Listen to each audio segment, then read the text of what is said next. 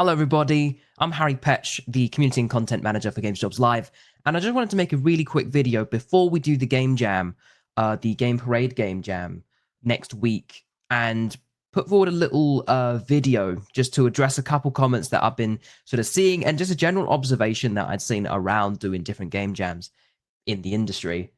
Of course, as we speak and as we have a quick look, the Games Parade Game Jam. Currently, we've got 169 people who've joined the jam, which is honestly really nice. It's really cool to see how much it's kind of like exploded in numbers of people joining last week. Pretty fantastic.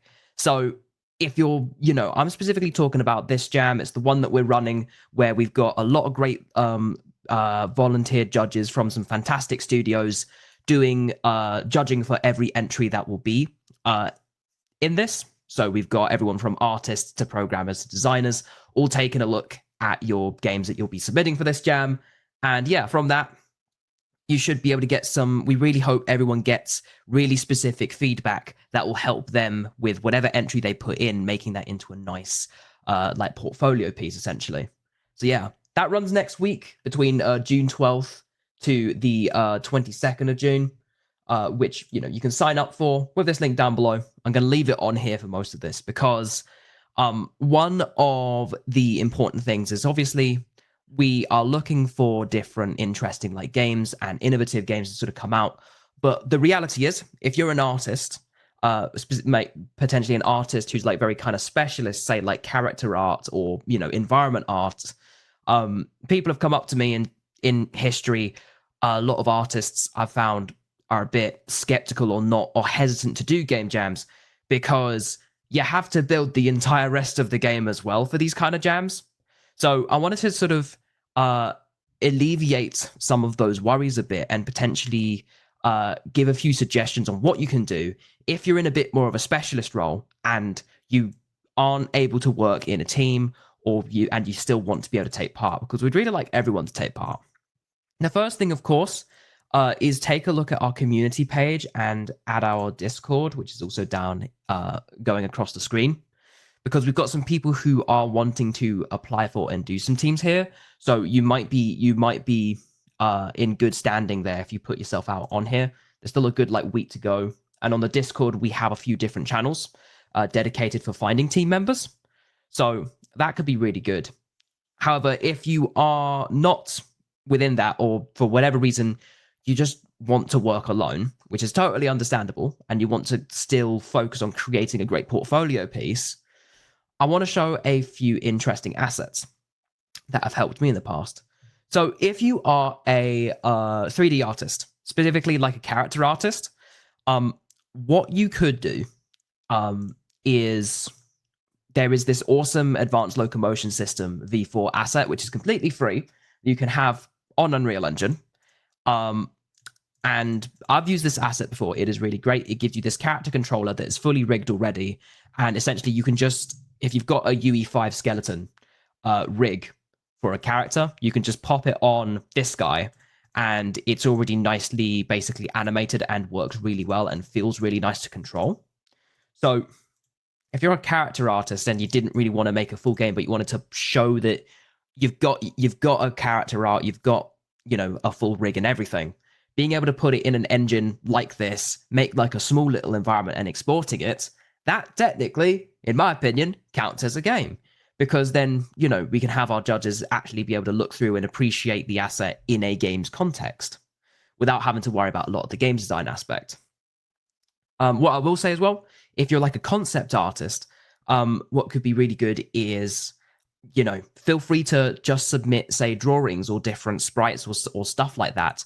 It's best if it's provided in some kind of context, just have the bare minimum, simplest character controller possible, do it in like something even like Game Maker even, if you're really not interested in that implementation side. But, you don't have to go super overboard if that's going to basically take away focus from the thing that you want to do. And yeah, but the advanced locomotion system is honestly brilliant.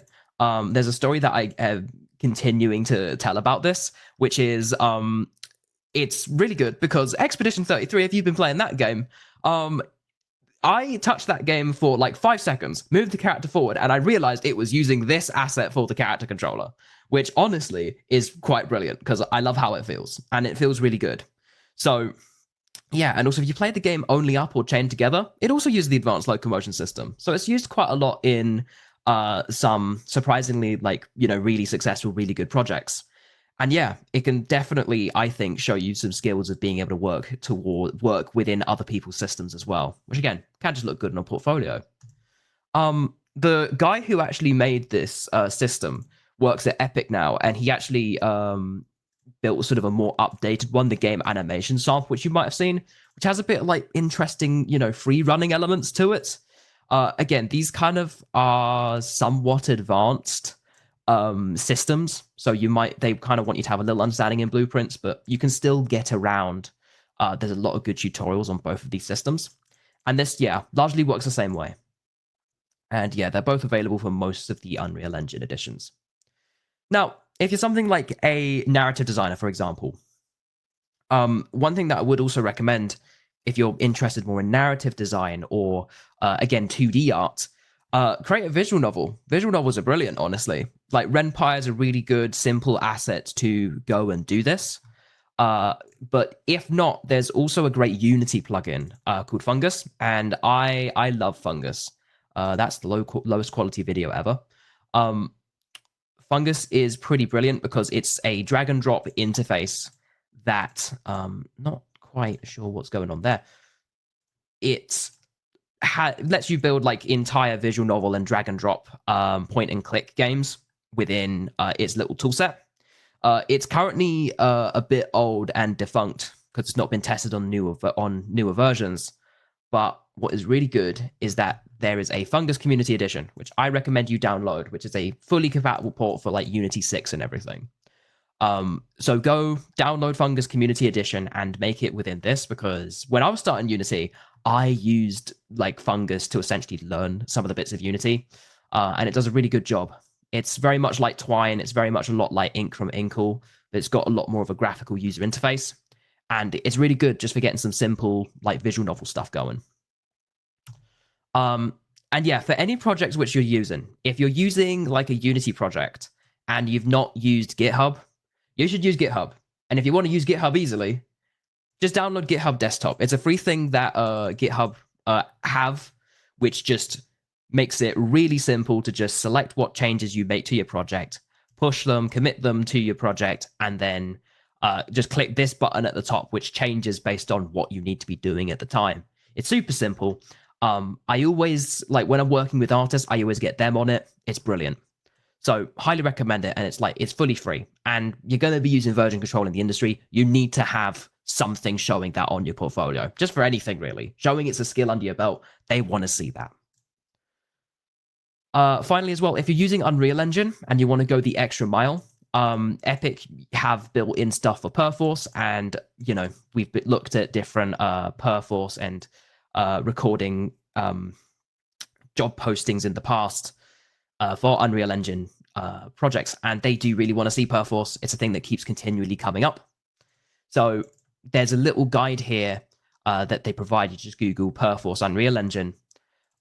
It's a bit more complex than GitHub, but they provide some documentation here for it. So if might need a bit more technical info, I would ignore this kind of stuff. But specifically, again, there's a lot of like cloud providers. Perforce themselves, I believe, run some that is like sort of simple if you've got like a really small team. So that should be good. So you could really go the extra mile and get this set up, and that could be really interesting to pop in a portfolio. And really useful as well, because being able to use Perforce is like the industry standard for Unreal Engine development. And once you set it up, it makes it super simple.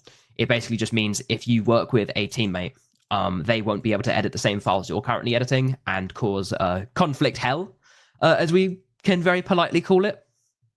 But yeah. But perhaps you're not like an artist. You're maybe more of a designer, again, but wanting to find some assets to basically kit, bash, and pop in there. There's the usual assets, Kenny.nl, what a king, absolute king. We love Kenny assets. They're brilliant, CC0, free, nice low poly stuff. Asset Forge, which is this app here, which he's made, is a fabulous little asset as well for making more bespoke stuff. But I want to also show off something that's nice and low poly, poly.pizza, which is a CC0 free 3D model service as well. And this is just a really, really nice little one. Most of these assets that are all in here, all of them, yeah, they will tell you, what the different fonts are, and you can download them, and they give you the correct attributing. Yes, there we are. That you need to do in your game. So yeah, that's honestly what I would recommend. This is a really nice little website, and I sometimes use it. It contains a lot of models also that came from Google's defunct Google Poly service, which were also entirely CC0. So yeah, all of that might very much interest you. And honestly, that's really all I really wanted to show off today. It's a much shorter video. Wanted to leave it because obviously we're going to have a lot of stuff happening in the next week or two. So if you're entering the Game Jam, I do wish you the best of luck. If you're not and you're taking a look at this because you're looking for some of these different assets, I'm going to leave a link to these in the description because I really hope that some of this is helpful, particularly stuff like the advanced locomotion system. If you need like Unreal Engine experience, I did like level design, but in order to not have to build a whole game around it, I just made a level design and just slapped advanced locomotion system into it because it kind of feels like an Uncharted character controller, really. So yeah, that might really help you out. And yeah, I think that'll be me for this week. So yeah, good luck with the Games Jam if you're taking part. Again, 169 members.